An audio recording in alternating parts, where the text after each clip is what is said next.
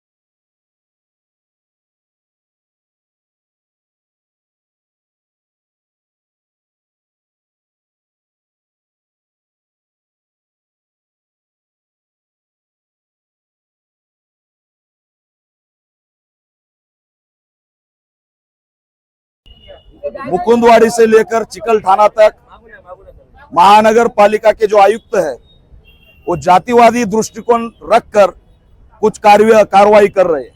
इसी में संजय नगर जो हमारी बौद्ध समाज की वस्ती है उसके आगे जो कमान है उसका डिजाइन डॉक्टर बाबा साहब अम्बेडकर जी के नाम से जो विद्यापीठ है, जो विद्यापीठ को नाम मिलने के लिए 17 साल हमारे शहीदों ने बलिदान दिया, हजारों घर बर्बाद हुए और वो डिजाइन का कमान वहां पर खड़ा किया था महानगर पालिका ने, लोगों ने नहीं किया था। तत्कालीन महापौर विजयाताई राटकर ने इसका उद्घाटन किया था और गिनकर किया था ताकि अतिक्रमण में कमान ना हो। वो अधिकृत कमान थी, महानगर पालिका ने क्यों गिराई? आपको उच्च न्यायालय ने बोला है कि अतिक्रमण हटाओ, फिर मनपा ने जो कमान खड़ा की वो क्यों गिराई? वो कैसे अतिक्रमित हो सकती है ये बताओ। और यही हम सवाल लेके चल रहे हैं कि महानगर पालिका की कमान आपने जो गिराई है उसके वजह से पूरे अम्बेडकरी समाज में राज्य भर में एक संताप है कि ये लोग क्या करने जा रहे हैं। चिकलठाना के पुतला को अल्टीमेटम दिया है, आपको 100 फीट चाहिए, तो वहां जो मस्जिद है चिकलठाना में वो 100 फीट के बाद 250 फीट अंदर जाके आपने मस्जिद का अधिकृत बांधकाम क्यों गिराया? क्यों वो शेड गिराया? आप सिडको और 7 हिल के आगे 45 मीटर का ये लगाते हो, नियम लगाते हो, और मुकुंदवाड़ी से कैमरिज तक 65 मीटर का 65 मीटर का रूल लगाते हो। क्यों? सिडको के आगे लेमन ट्री आता है, रामा आता है, आपका आतिथ्य आता है, बड़े बड़े उद्योगपतियों के सोने की दुकान आती है। उद्योगपति के लिए मनपा आयुक्ता के रूल खत्म।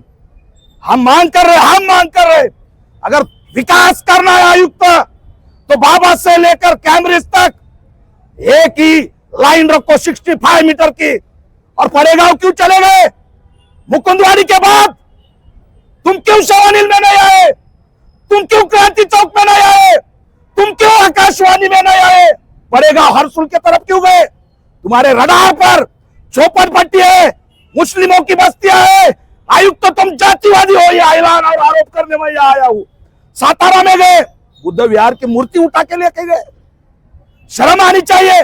सातारा के अंदर कितने धार्मिक स्थल खुले भूखंड पर है, वो छोड़ा, मूर्ति उठा के चले गए। हमारे एक समाज बांधव का खून निकला, सिर पर मारा गया उसको। ये क्या करने जा रहे? पेटे नगर में जाके घुस के 10 कामगारों को निकाल दिया, हरसुल में उठाया, परेगांव में उठाया। इनका मुआवजा कौन देगा? इनको घर कौन देगा? ये बेरोजगार हो गए, इनको व्यवसाय कौन देगा? सीएमईजीपी के अंतर्गत 50 लाख रुपए दे दो, ये मांग करने के लिए आए हैं लोग। यहाँ हमारा ये पीड़ित आया है, उसने उसके ऊपर पेट्रोल छिड़का के जान देने की कोशिश की उस दिन, फिर भी नहीं सुना। ये कमान गिराने की वजह से पूरे महाराष्ट्र में हमारा यहाँ पर एक उद्रेक हो रहा है। हम मांग करने आए हैं, हम उनको मिलने भी नहीं जाएंगे, क्योंकि मिलने की उम्मीद भी उनसे बची नहीं, क्योंकि वो सुपारी लेके यहाँ आए कि हम ये सवाल यहाँ पर पूछने आए हैं। लोगों के सुनते भी नहीं आप। ये कमान जिसने गिराई, उस अधिकारी को समाज कंटक घोषित करके उसके ऊपर एफआईआर करके अरेस्ट होनी चाहिए। नई कमान बिठानी है बोल रहे, और फिर ये गिरावी क्यों? नई कमान बिठाने के बाद समाज उसको नीचे से कट करके बहुत आदर भाव से हम उसको संभाल के रखते थे, लेकिन उन्होंने बुलडोजर चला के ये दिखाया कि हम तुम्हारे अस्मिता के केंद्र गिरा सकते हैं। चिकलठाना का पुतला इनका अगला टारगेट है। मैं यहाँ से पालक मंत्री को बोल रहा हूँ, सीएम साहब को बोल रहा हूँ, क्या महानगर पालिका के आयुक्त के हाथों से चुनाव के आगे आपको दंगे करना है क्या? ये सवाल इसमें पूछने आया हूँ। और तुरंत आयुक्त को यहाँ से हटाना चाहिए और गरीबों को मुआवजा देना चाहिए। मुस्लिमों और दलितों को जो अन्याय हुआ है बहुजनों पर, उनको न्याय मिलना चाहिए, इसलिए हम यहाँ पर खड़े हैं। साहब को बाबा से लेके चिकलठाना तक 45 मीटर की रोड मैपिंग बनी हुई थी, जिसके हिसाब से हमारे संजयनगर की कमान बनी हुई है, जो उनके मैप के हिसाब से बनी हुई थी। तो बिना कारण कोई वजह ना होते वो कमान गिराई गई। उसके बाद में 60 मीटर का उन्होंने हमारे ऊपर लांछन लगा के हमारे अतिक्रमण गिराए। तो हम क्या कहना चाहते हैं कि अगर तुम्हें 60 मीटर चाहिए तो आप बाबा से लो ना। आपको हमारे झोपड़पट्टी से क्या दिक्कत है? कोई भी पक्ष में आप उठ के आ रहे हो, वह झोपड़पट्टी गिराना है किस बेस पे? 60 मीटर हमारे पास, हमने ऑलरेडी 40 फीट जगह इनकी सर्विस रोड छोड़ी हुई थी, तो घर गिराने की जरूरत ही क्या इनकी? इन्होंने ये बात बताया कि हमको ये फ्रंट लेवल के तुम्हारे जो कपड़े हैं, तुम्हारी जो गाड़ी कर रही है, ये हमें पसंद ही नहीं आ रहा है। तो कौन से बेस पे? हम नागरिक नहीं है? तो नागरिक समझ के कम से कम आप वो कार्रवाई तो पक्की कीजिए। जो 60 मीटर के आज तक तुम्हारे जो बाबा से लेके चिकलठाना के रोड में आपकी बनी हुई है, और जो आपने जो आज के वक्त में 60 मीटर लगाया हमारे ऊपर, ये सैंक्शन भी नहीं है। तो कम से कम सैंक्शन तो कराना चाहिए था आपको।